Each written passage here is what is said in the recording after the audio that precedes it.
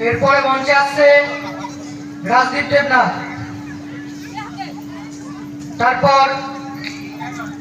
রিতেশ বাজে ঝর্ণাজে মেঘের মাদল বাজে ঝর্ণা নদী ছলক ছলক ছল